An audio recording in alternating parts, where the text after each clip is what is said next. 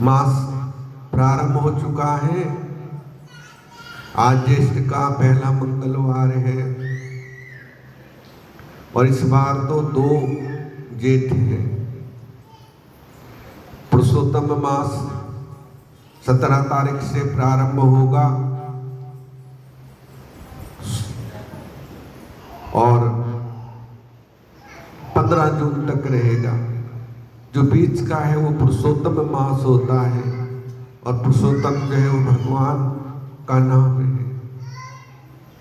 कोई कोई इसे लौन का महीना कहते हैं, लेकिन लौन का महीना नहीं, ये 13वां महीना है।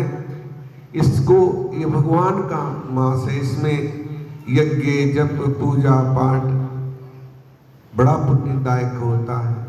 कथा भागवत करनी बड़ा शुभ फल देने वाला होता है। तो जेठ के जितने मंगलवार होते हैं उनमें हनुमान जी की विशेष पूजा होती है। हनुमान जी को प्रसाद चढ़ाओ, धूप दीप नैवेद्य तांबुल, क्योंकि पान भी हनुमान जी को बड़ा प्रिय है। श्रद्धा भाव से और श्रद्धा भाव से एक फूल अर्पण कर दो तो वो भी स्वीकार कर लेते हैं। वो भी प्रभु को स्वीकार है। भाव का भूखा हूं मैं और भाव ही एक सार है। भाव से एक फूल दे वो भी मुझे स्वीकार है। मन में सच्चा, अंतर आत्मा में सच्चा भाव होना चाहिए, लगन होनी चाहिए, क्योंकि प्रभु सदा उसी से रीझते हैं जिसका मन पवित्र है। कहा है ना कि मैं किसी चीज से नहीं रीझता हूं, केवल और केवल प्रेम के 2 आंसू बहा दो अंतर आत्मा से, तो चला बस आप आऊंगे। न पत्थर का मुझे समझो, नरम हूं मोम से बढ़कर, और गर्म आए जो छोड़ेगा, चला बस आप आऊंगे। ये कहना साफ गलती है, तुम्हें क्यों कर रिझाऊं कि प्रभु मैं आपकी शरणागत हूं। मुझ जैसा दीन गरीब कोई नहीं है और आप जैसा कोई संसार में दाता नहीं है। तो ऐसा भाव हमारे अंदर होना चाहिए। शरणागत वत्सल वत्सलम, क्योंकि शरणागत की ही सदा ठाकुर जी रक्षा करते हैं। जो प्रभु की शरणागत हो जाता है, और हनुमान जी तो कलयुग के प्रत्यक्ष देवता हैं, साक्षात हैं, जो सदा भगवान के राम जी की सेवा में रहते हैं। और जहां कथा कीर्तन होता है वहां भी हनुमान जी विराजमान रहते हैं। तो ज्येष्ठ मास में खूब हनुमान जी की पूजा करो, धूप दीप नैवेद्य से। और इस बार तो 2 मास का अवसर है, 7-8 मंगलवार पड़ेंगे, तो प्रथम मंगलवार कोई कर ले, अन्यथा कोई से मंगलवार को कर ले, और अन्यथा सारे मंगलवार को करे तो बहुत ही अच्छा है हमारे। क्योंकि हम जो कुछ करते हैं ना, कोई निस्वार्थ तो है ही नहीं। आजकल है कोई निस्वार्थ? सबको कोई ना कोई स्वार्थ है।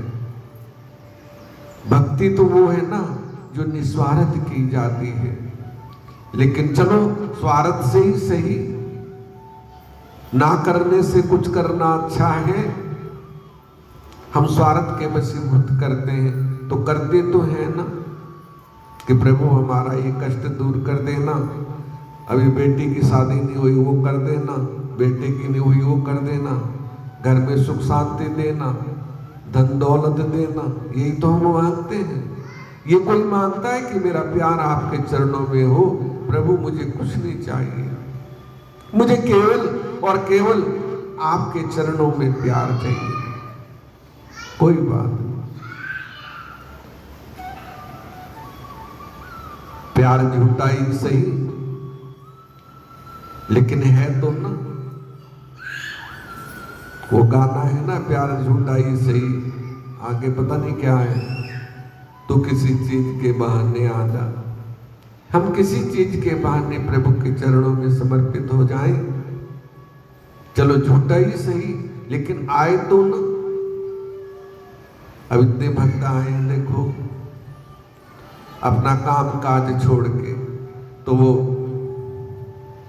प्रभु के चरणों में प्यार है तभी तो आए हैं ना, चाहे झूठा ही सही। क्यों? और सच्चा है तो बहुत अच्छा है। तो सच्चा प्यार होना चाहिए प्रभु के चरणों में, तभी हम भवबंधन से मुक्त हो सकते हैं। कि ये संसार जो है ना, ये भवसागर है।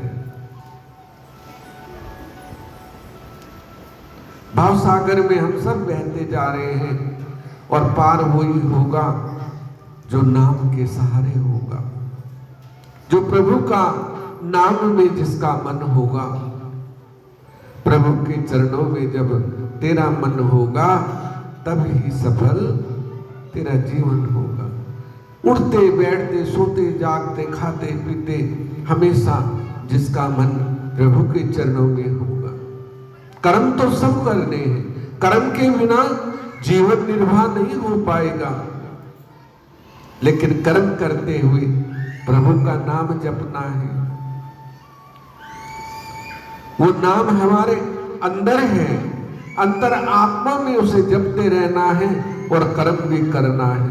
अरे श्वास तो चल रहा है ना, हम कुछ भी काम कर रहे हैं तो श्वास तो चल रहा है। श्वास श्वास स्मरण करो, वृथा श्वास ना खोए, और ना जाने इस श्वास का आमन हो ना होए। और जब हमारा मन उसमें रम जाता है ना, तो हम भवबंधन से मुक्त हो जाते हैं।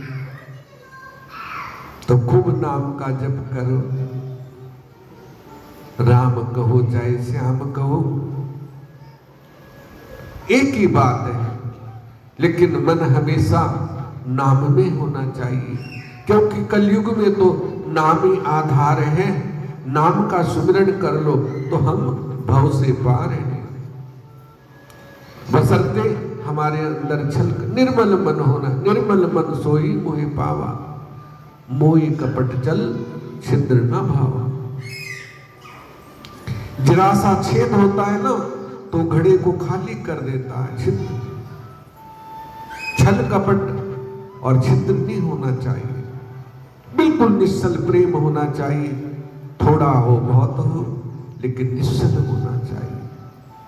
जब हमारे अंतरात्मा में निश्चल प्रेम होगा, तभी हम उसका सानिध्य प्राप्त कर सकते हैं।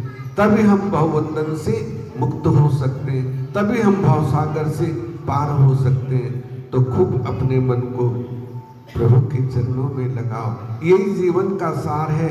ये जीवन अनमोल है, बार बार नहीं मिलेगा। 184 भोग के तब ये मानुष जन्म मिला है, और इसमें हमें प्रभु ने विवेक बुद्धि सब कुछ दी है। और जितना हम भजन करेंगे, तभी हम भव से पार हो सकते हैं। तो खूब भजन करो, सुमिरन करो, तभी हमारा कल्याण होगा। आप जपे औरों को जपावे, कहीं नानक निश्चय मुक्ति पावे। खूब जपो। जब नाम जपेंगे तभी हम भवसागर से पार हो सकते हैं। यही जीवन का सार है। आरती होगी, सभी लोग आरती करेंगे, उसके बाद आपके लिए प्रसाद। और भगवान ने तो ठंडा मौसम कर ही दिया है, क्योंकि रोज भगवान जो है वो बरसात कर रहे हैं। सभी लोग आरती करेंगे, उसके बाद प्रसाद, और कुछ ठंडा ठंडा पदार्थ भी आपके लिए आया है पीने के लिए, फिर वो भी पीना, क्योंकि गर्मी का मौसम है। बोलिए पवन सुत हनुमान जी महाराज की। सियावर रामचंद्र भगवान।